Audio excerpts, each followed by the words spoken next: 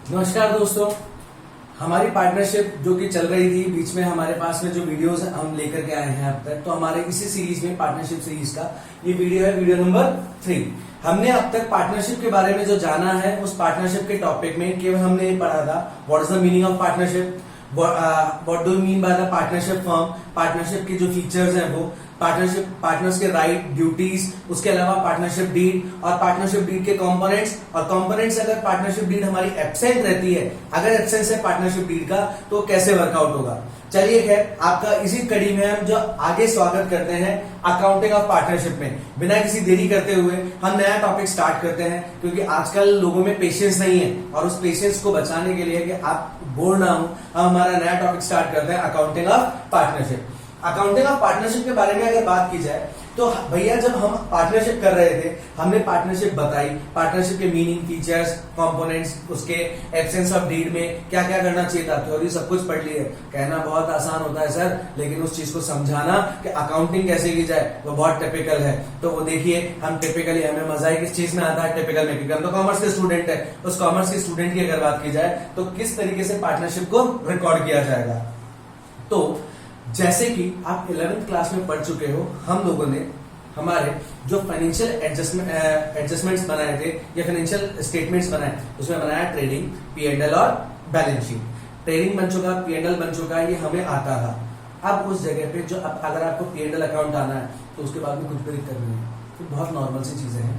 Partnership आपने की, हमने कहा था सॉल्व प्रोप्राइटरशिप, और जो हमारा पहला वीडियो था वो आप देखेंगे तो आपको पता चलेगा कि पार्टनरशिप के लिए, पार्टनरशिप से पहले हमारा कौन सा फॉर्म था, सोल प्रोप्राइटरशिप का। सोल प्रोप्राइटरशिप में हमने ट्रेडिंग और P&L और बैलेंस शीट बनाया। अब P&L तक अगर आपको आता है तो उसी का एक्सटेंशन है भी छोटा सा, जो आपको किसमें करना है, पार्टनरशिप में। अगर आपको सोल प्रोप्राइटरशिप की अकाउंटिंग पूरी आती है, जो कि आप 11th क्लास में पढ़ चुके हो, बूढ़े हो गए आप पढ़ते पढ़ते उस 11th के अकाउंट्स को, अब केवल थोड़ा सा एक्सटेंशन करना है। तो ये P&L से हमें कुछ एक्सटेंड करना है आगे कि किस तरीके से प्रॉफिट का डिस्ट्रीब्यूट होगा। अब एक बात बताइए, जब आप क्या करते थे, आपका 11th क्लास में आपने P&L अकाउंट बनाया था, उस P&L अकाउंट में जीपी आता था, इधर जीपी आने के बाद में सारे खर्चे लैस होके क्या आता था, नेट प्रॉफिट। और इस नेट प्रॉफिट को आप कहां डाल देते थे, पार्टनर्स कैपिटल, सॉरी आपके कैपिटल अकाउंट के अंदर, आई एम सॉरी, आप इस नेट प्रॉफिट को कहां ट्रांसफर करते थे, आपके कैपिटल फंड में, कैपिटल में आपने उसे डिपॉजिट करवा दिया था। इसी तरीके से हमने लास्ट जो हमारा चैप्टर पढ़ा था, आप हमारे पिछले वीडियोस अगर देखेंगे जो एनपीओ पे बेस्ड है, उन एनपीओ में भी हमने था कि हमारे पास जो सरप्लस था, जिसे कि अपन आम भाषा में नेट प्रॉफिट कहते हैं, हमारा प्रॉफिट है, उस सरप्लस को आपने कहां ट्रांसफर किया था, कैपिटल में। तो यहां से भी नेट प्रॉफिट कहां चले जाए, कैपिटल में डाल दो। पर भैया वहां पता है क्या था, एक ही आदमी था, सोल प्रोप्राइटरशिप में केवल एक मालिक होता है, उस वजह से हमारा सारा का सारा प्रॉफिट कहां चले गया था, नेट प्रॉफिट में, सारा प्रॉफिट हमने कैपिटल में डाल दिया था।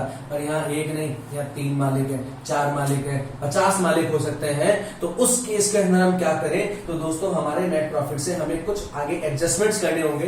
तो एक एक्सटेंशन होगा P&L एप्रोप्रिएशन का। वो P&L एप्रोप्रिएशन का एडजस्टमेंट कैसे, कि प्रॉफिट को कैसे बांटा जाए। मैं फिर वापस कहूंगा, आत्मा अमर है, केवल शरीर बदलते रहते हैं।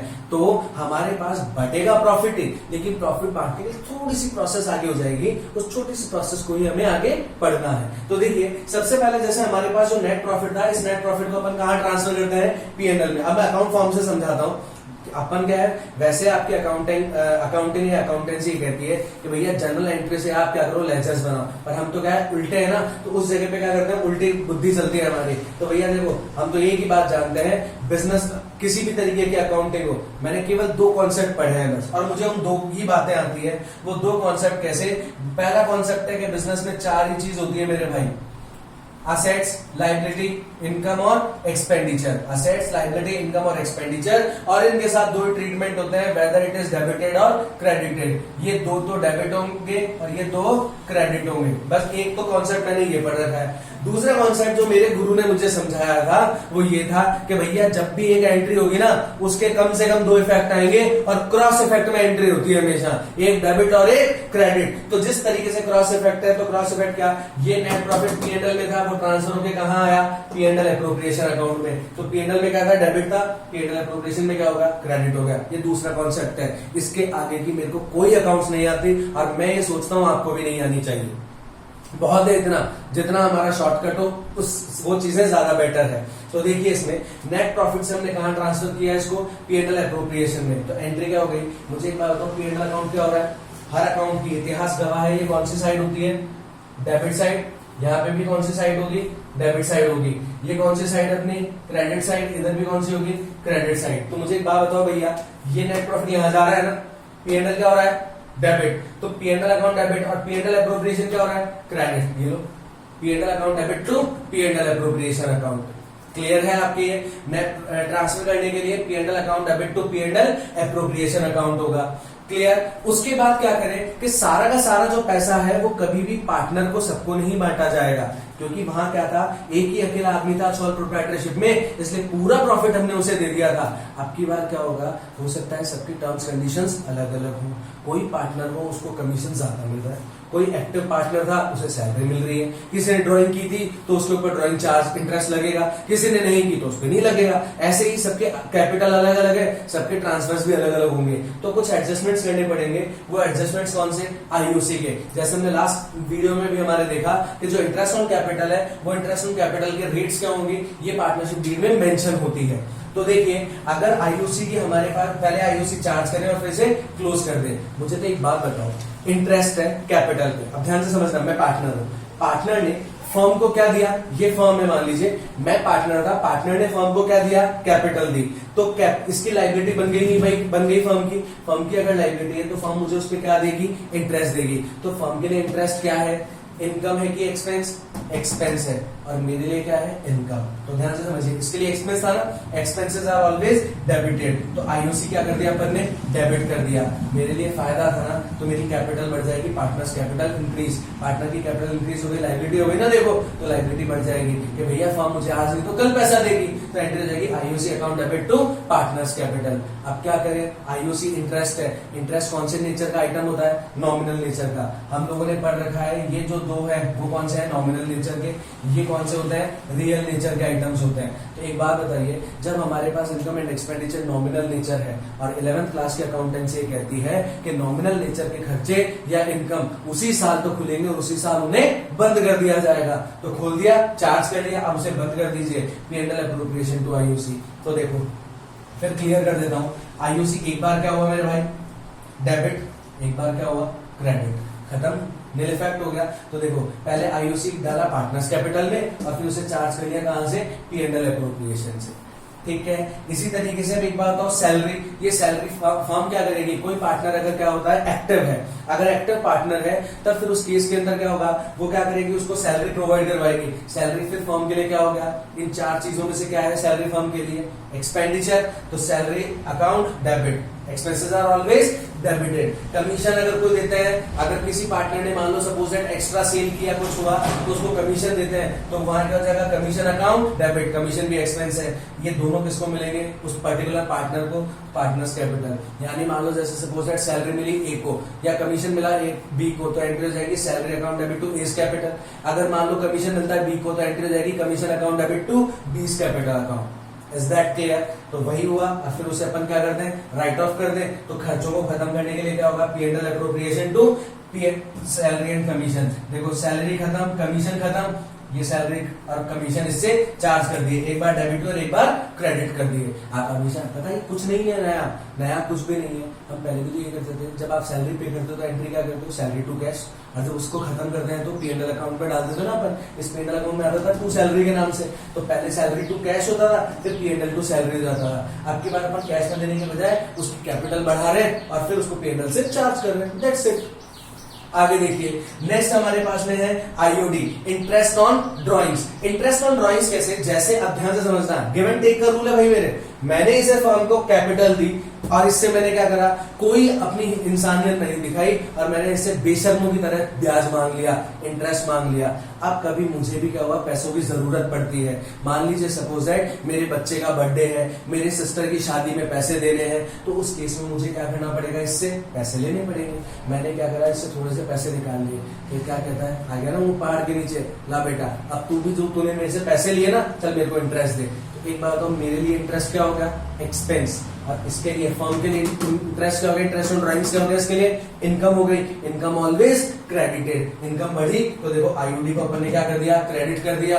और मैं पार्टनर्स की जो लायबिलिटी है खत्म हो रही है, पार्टनर्स की कैपिटल कम हो जाएगी, पार्टनर्स कैपिटल अकाउंट डेबिट। तो पार्टनर्स कैपिटल अकाउंट डेबिट यानी वो मेरे कैपिटल में से खर्चा काट लेगा। पार्टनर्स कैपिटल अकाउंट डेबिट तो इंटरेस्ट ऑन ड्राइंग, और फिर इसी इंटरेस्ट ऑन ड्राइंग को अपन क्या करेंगे? क्लोज कर देंगे। Interest on drawing to P&L appropriation. इसे कहां पे? P&L से अप्रोप्रिएशन की साइड में डाल दिया जाएगा।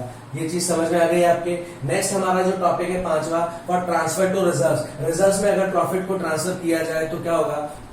हमेशा फ्यूचर की सोचे चलनी चाहिए। क्या पता, future is full of uncertainties. क्या पता कल को क्या हो सकता है हमारे को कुछ अटकी टाइम में काम आ जाए पैसा, तो हमने हमारे टोटल प्रॉफिट में से कुछ पैसा है जो रिजर्व्स में डाल दिया कि भैया कभी जरूरत होगी तो उस टाइम पे निकाल लेंगे, तो हमने वो कुछ पैसा रिजर्व्स में डाल दिया। तो एक बात तो हमारा प्रॉफिट क्या हो रहा है? उससे कम हो रहा है। प्रॉफिट कम होता है तो डेबिट।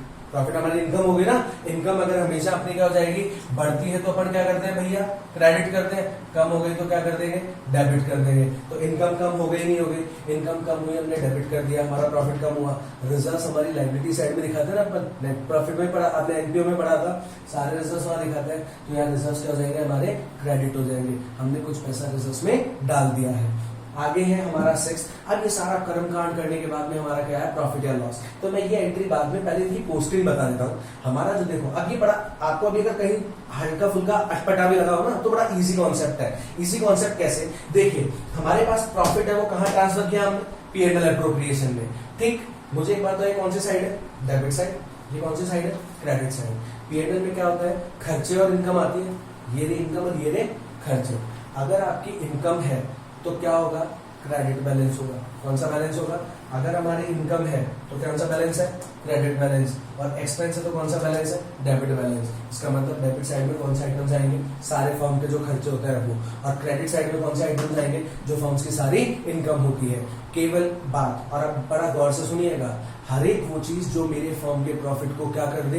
कम कर दे, रिड्यूस कर दे, वो तो कहाँ आ जाएगी? P&L एप्रोप्रिएशन में। और हर एक वो चीज जो मेरे प्रॉफिट को क्या कर दे? बढ़ा दे, वो कहाँ आ जाएगी? P&L एप्रोप्रिएशन की क्रेडिट साइड में। जो आइटम्स को कम कर देते हैं वो डेबिट साइड, जो प्रॉफिट को बढ़ा देते हैं वो क्रेडिट साइड। अब देखो प्रॉफिट आया हमारा, अब इस प्रॉफिट में क्या था? Net profit minus expenses charge against profit. अब बड़े गौर से सुनिएगा दोस्तों, ये टॉपिक आपको वैसे इस YouTube पे बहुत सारी वीडियोस हैं, लेकिन यहाँ हमारे पास में कई सारे YouTube वीडियोस में ये आइटम शायद आपको ना मिल पाए। हमारे पास सबसे बड़ा जो प्रॉब्लम होती है ना वो चीज होती है, what is the meaning of charge against profit and appropriation of profit. Charge against profit and appropriation of profit का मीनिंग है क्या? एप्रोप्रिएशन का मतलब होता है, हिंदी में इसे कहते हैं समायोजन, कि प्रॉफिट का बंटवारा कैसे किया जाए। तो प्रॉफिट तो आपके पास आ ही गया, उसका केवल बंटवारा ही तो करना है कि कौन सा आइटम कितना कितना किस किस जगह पे जाएगा। एक होता है charge against profit. Charge against profit का मतलब होता है ऐसे खर्चे, अब यहाँ इसको मैं और क्लासिफाई कर देता हूँ, ऐसे खर्चे जो एनी हाउ पे करने ही करने हैं। एक छोटी सी कहावत है जो बच्चे मुझे बहुत पहले से देखता है वो सब जानते भी हैं इस बारे में, कि बींद बनो चाहे बींदनी, लेकिन नाई का टका तैयार है। इसका मतलब वो खर्चा तो आपका होगा ही होगा, आपको पे करना ही करना पड़ेगा। ऐसे खर्चे को बोलते हैं चार्ज अगेंस्ट प्रॉफिट, यानी मृत्यु टल सकती है लेकिन उस खर्चे को नहीं टाला जा सकता, तब तो क्या है? चार्ज अगेंस्ट प्रॉफिट है दोस्तों। और इसी तरीके से एक होता है एप्रोप्रिएशन ऑफ प्रॉफिट। एप्रोप्रिएशन का मतलब होता है ठीक है आपके पास प्रॉफिट है तो आप बांट दीजिए, नहीं प्रॉफिट है तो उस आइटम को देना नेसेसरी नहीं होता। तो इस तरह पे चार्ज अगेंस्ट प्रॉफिट कहां आते हैं? जो हमारे P&L अकाउंट में होता है। कैसे? एक एग्जांपल देता हूं। मैं और नैन्सी पार्टनर है। नैन्सी का घर हमने क्या करा, पहले और सिंपल कर लेते हैं इसको।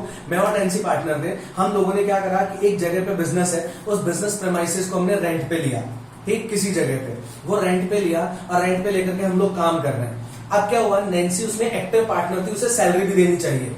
मुझे एक बात बताओ, क्या रेंट दिए बिना हमारा बिजनेस चल सकता है क्या? आप केवल इतना सा बताइए, नहीं चल सकता, हमें रेंट देना ही देना पड़ेगा। तो क्या है? चार्ज अगेंस्ट प्रॉफिट है, कहां जाएगा? P&L अकाउंट में। जबकि मान लीजिए अगर मैं कहता हूं कि नैन्सी और मैं पार्टनर थे, नैन्सी को सैलरी देनी है, अब लेट सपोज हमारे पास सफिशिएंट अमाउंट का प्रॉफिट नहीं हो पाया, तो फिर क्या करें? उसकी सैलरी नहीं भी देंगे तो चलेगा। तो वो क्या है अपने लिए उस जगह पे, एप्रोप्रिएशन ऑफ प्रॉफिट है। तो जितने एप्रोप्रिएशन आइटम्स होंगे वो कहाँ आएंगे, यहाँ, और जो चार्ज अगेंस्ट प्रॉफिट है वो कहाँ आएंगे, यहाँ, यानी जिन्हें नहीं टाला जा सकता वो कहाँ आएंगे, P&L अकाउंट में। मैं दूसरा एग्जांपल और देता हूं आपको। दूसरे एग्जांपल में मान लीजिए सपोज है मैंने कहा कि हमारे यहाँ इलेक्ट्रिसिटी का बिल आता है, वो कौन सा खर्चा है, चार्ज अगेंस्ट प्रॉफिट है या एप्रोप्रिएशन। अब वही बेसिक कॉन्सेप्ट लगाइए, क्या उस खर्चे को टाला जा सकता है, नहीं डाल सकते, देना ही देना पड़ेगा, P&L में आएगा। समझ में आ गई बात है। जबकि मैंने कहा इंटरेस्ट ऑन कैपिटल है, होगा तो अपन दे देंगे, नहीं तो नहीं देंगे। हम रिजर्व में ट्रांसफर करते हैं, जैसे अपन ने बात कर दी यहाँ पे, रिजर्व में ट्रांसफर कब किया जाएगा, जब हमारे पास सफिशिएंट अमाउंट का प्रॉफिट होगा। प्रॉफिट नहीं है तो मत दीजिए, कोई बात नहीं है। समझ में आ गई बात है। तो जितने चार्ज अगेंस्ट प्रॉफिट है वो कहाँ आएंगे, यहाँ पे, और जो चार्ज अगेंस्ट प्रॉफिट नहीं है, एप्रोप्रिएशन है, वो यहाँ। अब छोटा सा एग्जाम्पल है, मैं और नैन्सी पार्टनर है। मान लीजिए हमने क्या करा कि हमारा जो मकान मालिक था, लैंडलॉर्ड था, वो सही नहीं था। मैंने और नैन्सी ने बिजनेस करना था, हमें क्या चाहिए, कोई प्रॉपर्टी भी चाहिए थी, बिल्डिंग चाहिए। वो हमने क्या किया, नैन्सी के पापा ने कह दिया, बोले बेटा एक काम करो, आप लोग अपना बिजनेस हमारे घर पे चला लो।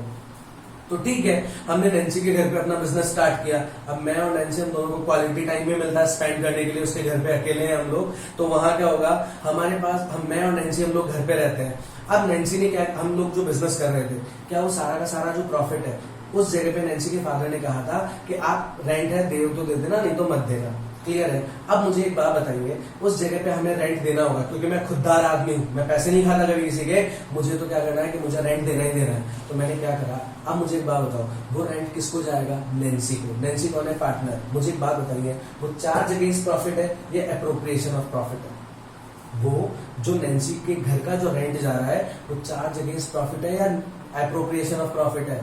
It is the charge against profit, क्योंकि पार्टनर का उसमें लेना देना कुछ भी नहीं है। पार्टनर उस जगह पे तो रेंट, अगर नैन्सी के घर पे नहीं रहते तो कहीं और जाते, वहां किराया देना पड़ता, तो उसकी जगह नैन्सी को दिया हमने, तो हमारे लिए चार्ज अगेंस्ट प्रॉफिट है। तो ऐसे चार्ज अगेंस्ट प्रॉफिट के जो खर्चे जो P&L में आने चाहिए, या तो आप उसके लिए क्या कीजिए, P&L अकाउंट बना लीजिए कि भैया मैंने यहाँ जीपी डाला, यहाँ रेंट माइनस किया तो नेट प्रॉफिट आया। जैसे एक एग्जाम्पल कि मेरा जीपी था, मान लो सपोज है 1 लाख रुपए का, उस 1 लाख रुपए में से मेरा रेंट जाता है 10,000 का, तो बाकी के 90,000 रुपए मैं कहाँ डाल दूं, ये जो 90,000 है, वो 90,000 मेरे P&L एप्रोप्रिएशन में यहाँ आ जाए। 90,000 मेरे पास 1 लाख का प्रॉफिट था, 10,000 रुपए का मैंने क्या कर दिया, टू रेंट दे दिया।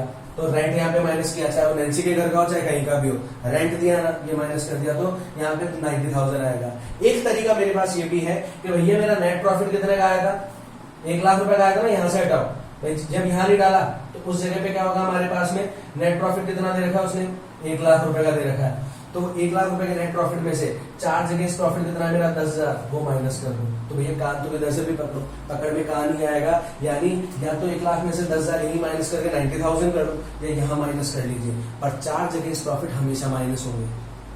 सर आपने तो बहुत आसानी से कह दिया, लेकिन हमारे जैसे जो नादान बालक है वो कैसे समझेंगे कि चार्ज अगेंस्ट प्रॉफिट है या नहीं। तो ये मेरे पास दूसरी ट्रिक है। वो दूसरी ट्रिक क्या, आपके आइटम्स है ना, इन्हें याद कर लो। IOC सैलरी, कमीशन, रिजर्व्स, 4 चीज इधर और IOD इधर। इन 5 के अलावा अगर छठा आइटम क्वेश्चन तो आपको मिल जाएगा, वो सब चार्ज अगेंस्ट प्रॉफिट होता है। वो कहाँ जाएंगे सारे के सारे, क्लियर है। जितने चार्ज अगेंस्ट प्रॉफिट है उनको वहां से माइनस कर देंगे। अब इस 90,000 का जो प्रॉफिट था उसे अप्रोप्रिएट करना है, तो देखो ट्रांसफर हो गया P&L, IOC चार्ज करा, क्या इस एंट्री में कहीं P&L एप्रोप्रिएशन है, नहीं है। इस एंट्री में है P&L एप्रोप्रिएशन क्या हो रहा है, डेबिट साइड, P&L एप्रोप्रिएशन की डेबिट साइड लिख देंगे IOC। ऐसे सैलरी में क्या यहाँ P&L एप्रोप्रिएशन है, नहीं है। क्या इसमें P&L एप्रोप्रिएशन है, हो रहा है। क्या हो रहा है, P&L एप्रोप्रिएशन डेबिट, तो डेबिट साइड में लिख दिया टू सैलरी या टू कमीशन। फिर क्या इस एंट्री में IOD में P&L एप्रोप्रिएशन यहाँ है, नहीं है। क्या यहाँ है P&L एप्रोप्रिएशन क्या हो रहा है, क्रेडिट, तो यहाँ लिख देंगे बाय IOD क्रेडिट साइड में। फिर रिजर्व्स में ट्रांसफर में कहा P&L एप्रोप्रिएशन नाम आ रहा है साहब, पोस्टिंग करिए अपने को केवल P&L appropriation account debit to transfer to reserves, ठीक। और उसके बाद जो हमारा बैलेंसिंग फिगर बच जाएगा, इधर कम पड़ गया तो प्रॉफिट और इधर बढ़ गया तो लॉस, जिसे अपन बांट देंगे इसमें प्रॉफिट शेयरिंग रेशियो में जो भी एग्रीड होगा। एक तरीका। दूसरा तरीका मेरा था कि चार्ज अगेंस्ट प्रॉफिट में से अपन ने माइनस करके हमारा एप्रोप्रिएटेड प्रॉफिट निकाल लिया। सारे खर्चे जितने भी है ना वो सब डेबिट साइड। मेरा इंटरेस्ट ऑन कैपिटल मुझे क्या करता है, मेरे खर्चे कम करेगा इधर, सॉरी मेरी इनकम है उसे कम करेगा, मेरे प्रॉफिट को कम करेगा तो यहाँ डेबिट साइड में, ऐसे ही मेरे सैलरी कमीशन को कम करेगा डेबिट साइड में, रिजर्व्स को कम करेगा डेबिट साइड में, मेरी आईओडी मेरी इनकम बढ़ा रहा है उसे क्रेडिट साइड में, तो फिर क्या करूंगा मैं प्रॉफिट या लॉस निकाल लूंगा। आई होप आपको ये वीडियो पसंद आया होगा। अगर इसमें फिर भी आपको कोई डाउट रहता है, कोई टॉपिक समझ नहीं आता है, तो आप हमारे कमेंट बॉक्स में लिख सकते हैं, मुझे मेल कर सकते हैं। मैं जल्दी से जल्दी आपके जो क्वेश्चंस हैं, क्वेरीज हैं, उन्हें सॉर्ट आउट करने की कोशिश करूंगा। और साथ ही साथ प्लीज अगर ये वीडियो आपको पसंद आता है तो अपने दोस्तों के साथ, अपने क्लासमेट्स के साथ में, अपने रिलेटिव्स फ्रेंड्स के साथ में इसे शेयर कीजिए, सब्सक्राइब कीजिए और इस वीडियो को प्लीज लाइक करना ना भूलें। और मैं आपसे उम्मीद करता हूं कि आने वाले जो टॉपिक है वो और भी ज्यादा आपके प्यार के साथ में बहुत इंटरेस्टिंग होते जाएंगे। So now for this please stay tuned, stay safe and stay educated. Thank you so much.